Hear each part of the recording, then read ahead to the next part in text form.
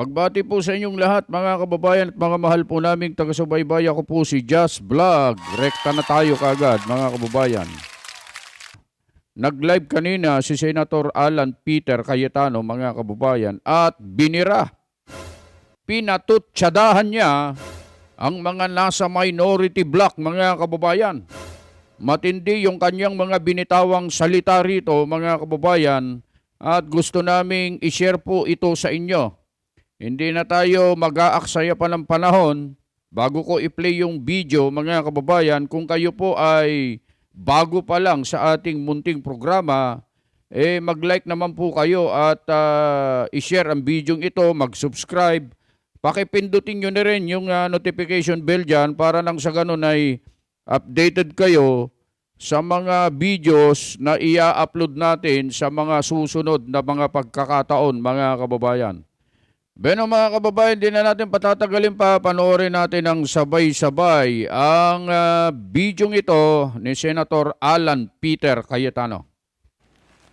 I thank God for this opportunity to again directly talk to you, mahal namin mga kababayan, sa Luzon, Visayas at Mindanao, lalong-lalo na po sa mga nagsasakripisyong Pilipinong nagtatrabaho abroad.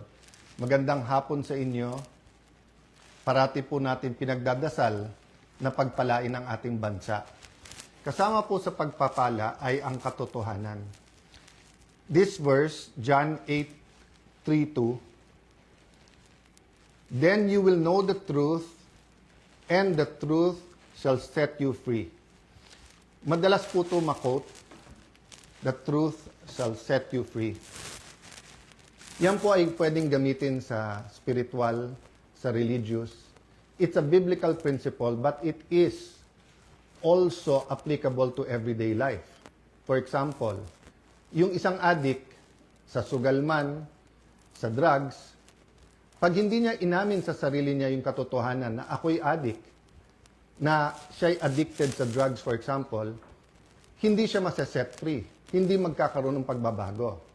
Lies continue to enslave us. Truth set us free. So today, I'm here to tell you some fundamental truths about what is happening in the Senate and in our country. Let me start with the May 11 change in leadership and also on the walkout by the minority. In both cases, may objective. Nung May 11, kaya pala nandun yung NBI, kaya pala pinapasok ng mga nasa majority noon at nasa minority ngayon, ayaw nila magkaroon ng palitan ng leadership. Ang sinabi nila na hindi katotohanan ay dahil daw to sa impeachment. Pero yung pala, ito'y tungkol sa maraming bagay, kasama po na magkaroon ng independent, impartial impeachment, but also ayaw na magkaroon ng hearing sa Blue Ribbon na kung saan lalabas ang buong katotohanan. Marami pang ibang issue na sa mga susunod na araw ay pag-uusapan. We're listening to you, we hear you, na ang pangunahing issue ay trabaho, ay kita, ay ang taas ng presyo, yung araw-araw na kabuhayan ng ating kababayan. Yan po ay pinakamalaking issue. Ang ating survival, spiritual, physical, financial survival is always a priority. Pareho din sa health po yun. Yun po ang speech ko noon. Na ang ating spiritual health, physical health, mental health, financial health ay napaka-importante at dapat we look at the bigger picture. Pero tignan nyo po, para siguraduhin na mapagsilbihan kayo ng bagong majority, we want to make sure that kahit anong gawin ng outside forces, maging administrasyon o yung 11, nandyan yung 13 or at the very least 12 para yung sinasabing subukan naman natin ito. Masubukan nyo kung anong madideliver namin sa inyo. Ang problema, for the last 3 weeks, walang ginawa kung hindi takutin kami, i-twist ang aming arm, operan ng kung ano-ano para lumipat sa kanila. I'll go back to that later on. What's my point? You want an independent Senate. our Constitution provides for the separation of power. Bakit separate? Because they are interdependent, but they are independent. Ibig sabihin po, one cannot survive without the other. Hindi naman po pwedeng walang judiciary, hindi pwedeng walang executive department. Pero hindi naman po pwede po na executive department lang at puppets lang po ang nasa judiciary or in this case, the legislature. So nung nag-walk out po sila, ano sabi nila? Na utakan ang majority, na gamit ang rules ng minority. Ang sabi nila, master ang play ni Senator Tito Soto dahil alam niya yung rules. Ayaw po nila na magkaroon ng online dahil sa bibig na rin nilang nanggaling. Sabi nga nila, ang isda sa bibig ng gagaling, may ikukulong daw. Bakit nila alam yung timing sa kulong? Sinabi ni Senator Jinggoy, hindi lang ngayon nangyari sa kanya yan, since February. Wala na daw kaso, pag siya po ay sumunod sa kanila. In this case, lumipat. So sabi ni Senator Jinggoy, sa susunod na kabanata na lang, sasabihin niya po or sa kanya niya sasabihin ko ano ebidensya niya kung sino-sino. Hindi hearsay sa akin to dahil napakinggan ko yung ilan nilang conversation. So alam ko for a fact na totoo na binabargain ang kanyang kaso, mabalik lang ang majority sa ngayon na 11 o minority. Kaya parati ko inuulit-ulit, huwag kayong magpa-11 sa 11. Sabi nila ngayon, paano na yan? 11-11 na. So, isi-simplify ko po ha. Ito po yung main message ko ngayon. Isi-simplify ko po ha. Main message na nakaugnay sa truth. Truth. Nag-walk out sila dahil ayaw po nila na makaboto yung ilan naming mga kasama. Tama. Yung po, sa kanila mismo nanggaling yon. Objective ng walk out nila, sila ang maging majority. So ngayon naman po na walang quorum at walang session yesterday and today, may kasamang mga protesta yon, protest against a puppet Senate na gusto nila. But it is also a parliamentary tool to ensure na tuloy ang Blue Ribbon hearing sa Thursday. Ulitin ko po ha, ginamit nila yung parliamentary tool na walk out para po hindi matuloy ang pag-change ng rules.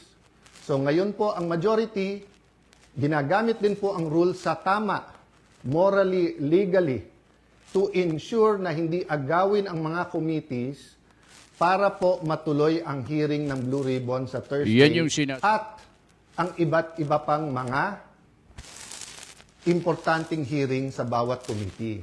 Yes, you heard me right. Sa kanilang official or unofficial spokespersons, no? Meaning sila mismo or yung mga avatar nila or yung mga vloggers, formal, informal, PR spokesperson ang nagsabi na sa 11-11, umabsent lang yung isa, mag-abstain lang yung isa, they can move. Sabi po sa isang pahayag o isang vlog at sa iba pong mga news reports, di ba? Pwedeng maging lame duck Senate President, si Alan Cayetano. Taga-Tagig at Pateros po kami. Kahit lame duck, lumalaban pa rin. No? So, alam po namin plano nila. Ang plano nila, abangan, tanggalin ang mga committee sa legitimate majority. Why do I say legitimate majority? In a completely independent Senate, 13 is 13. Kahit nasa abroad, kahit fugitive, kahit na nakakulong. In a democracy, you cannot say, I love democracy. Tapos pag minority ka, gusto mo, ikaw masunod. Pag minority ka, you have a moral influence to try to influence the majority. But you cannot supplant your decision for the decision of the majority. We have the majority. 13 elected senators out of 24. Actually, 14 kami, na-pressure nila yung isa. In the future, I can show you paano siya tinakot and I can show you kasama talaga namin. Ang problema nga tinakot at ang pagpihit ngayon pagkakulong ni Senator Jinggoy ay ginagamit nilang panakot sa iba. Don't get me wrong, ha? I'm not blaming the Sandigan Bayan or the law or legal processes. I'm saying later on it will be revealed that they abused the Blue Ribbon Committee, they abused, di ba, yung paggamit sa investigation ng DOJ at Ombudsman. I won't go there right now because I want everyone to fully understand the situation. The situation now is that we want an independent impeachment. Magaganap po yan. Walang mga scheme, sinister plot. Basta kung anong ebidensya, lalabas yung ebidensya, and I will correct kung totoo yung reports about one senator na pag sila daw majority, malalatag nila ebidensya. Hindi po. Ang prosecution dapat ang lumatag ng ebidensya nila to convict. Ang defense ang dapat lumatag ng ebidensya nila para ma-acquit. I-post ko nga muna doon sa banda doon, mga kababayan. Ito kasing yung sinasabi ngayon ni Senator Alan Peter Cayetano, mga kababayan, yun yung post sa interview ni Senator Raffy Tulfo, mga kababayan. Ano po sinasabi niya? Ilalatag daw nila at ilalabas yung mga ebidensya na available. Parang sinasabi niya na siya ang maglalabas ng ebidensya. Senator Judge ka, Manong. Senator Judge ka, Senator Raffy Tulfo, hindi mo trabaho ang maglatag at maglabas ng mga ebidensya. Yan ay trabaho ng mga congressman na mga prosecutors, hindi ikaw, Manong Raffy Tulfo. Ha? Tuloy natin. Ang senator judges ay dapat mag-examine ng mga ebidensya. Okay? So, in accordance with the rules, and there are rules of evidence, so people will be able to judge us. So that's one important thing, the impeachment. The other important thing is yung ekonomiya natin, presyo. So in the next few days, we will be announcing to you the hard work that we're going to do in the different committees to help address inflation, to help address ang problema sa production sa agriculture, to help address yung mga walang pera sa pagpapagamot. After summer, pasukan, to help address the problems of K-12, to help address the problem ng mga gustong mag-aral, hindi makapag-aral. There are many, many other problems in between that. Sa kabuhayan, marami sa ating mga kababayan sa Middle East may problema sa trabaho or sa kita. Marami sa ating importers sa taas ng dolyar ngayon, nahihirapan. So napakaraming problema. But if we allow the flood control issue, the biggest corruption issue in our history, to go unchecked, let me throw you this question. Alam niyo na ba kung ano talaga ang scheme o scam sa flood control? Ilan ba talaga ang ghost? Ilan ang hindi ghost? Ilan ang substandard? Bulacan lang ba? O maraming lugar sa ating bansa?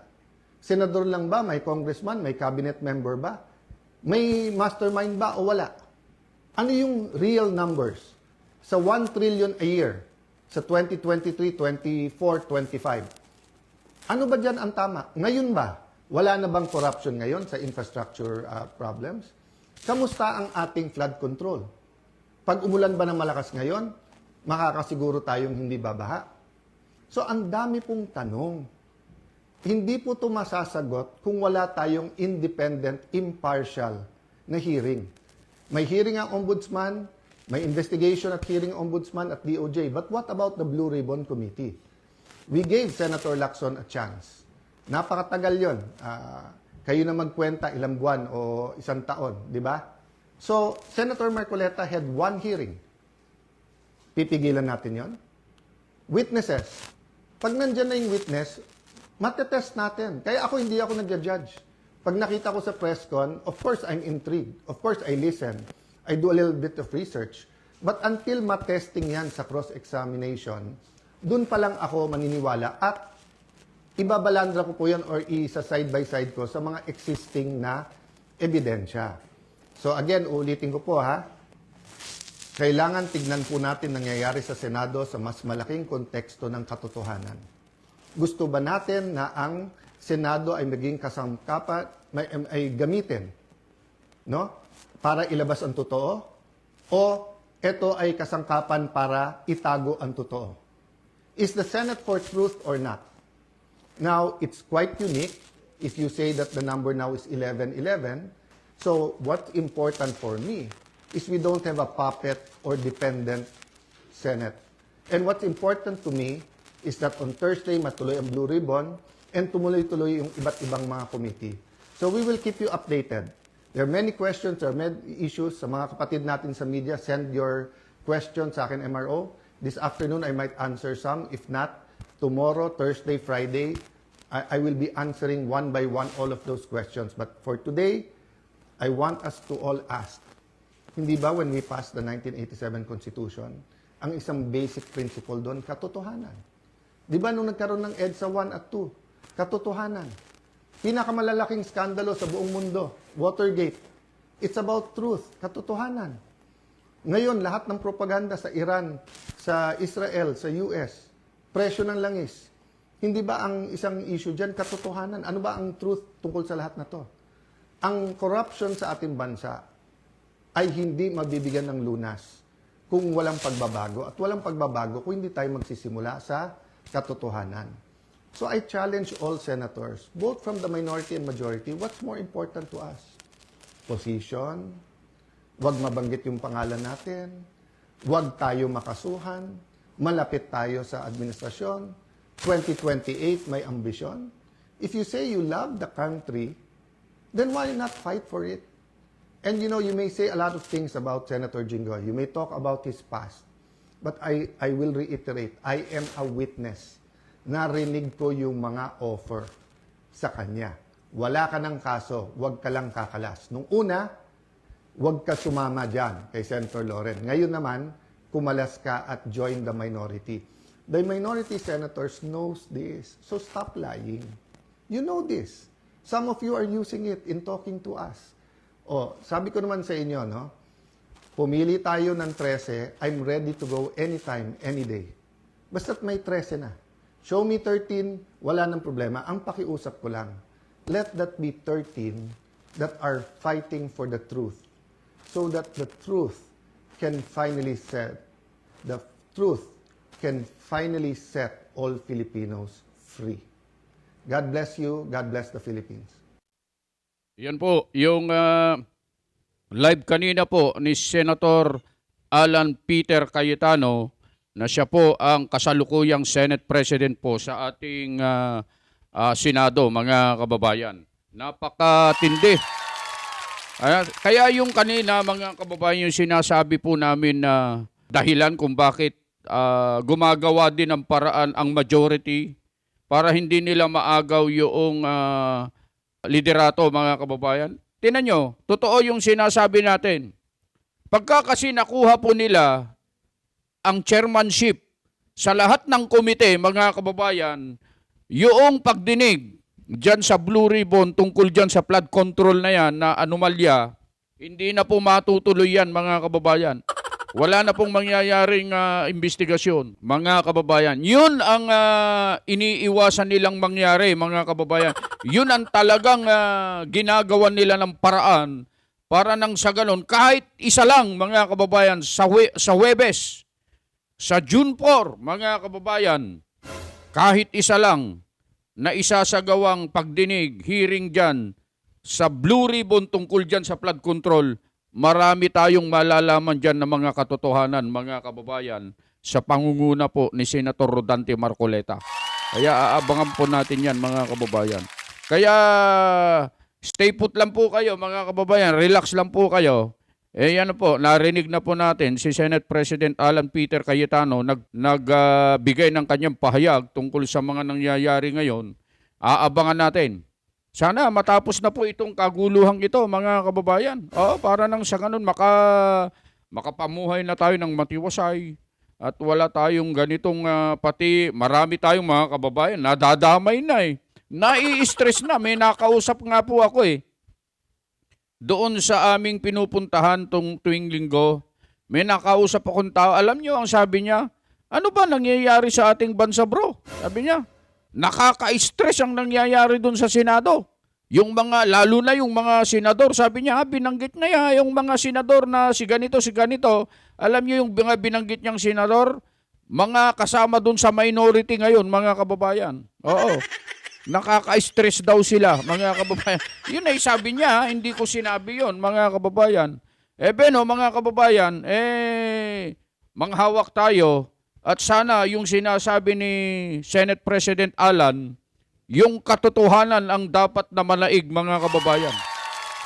Yung katarungan, katwiran na matagal nang hinahangad at pinakaaasam ng mga Pilipino ay makamit po nila sa pamamagitan po ng pagdinig dyan sa Blue Ribbon na pangungunahan ni Senator Rodante Marcoleta. Aabangan po natin yan. Beno mga kababayan, hanggang dito na lang ang inyong lingkod. At patuloy po kaming bumabati sa lahat po ng mga kababayan natin Luzon, Visayas at Mindanao na nakikinig, nanonood, sumusubaybay sa amin sa ating munting programa. Lahat ng mga kapatid, saan po kayong lokal, distrito, nakatala, ay bumabati po kami ng isang magandang araw, magandang umaga, magandang tanghali, magandang gabi. Anumang oras po ninyo mapanood ang bidyong ito, lagi po kayong mag-iingat.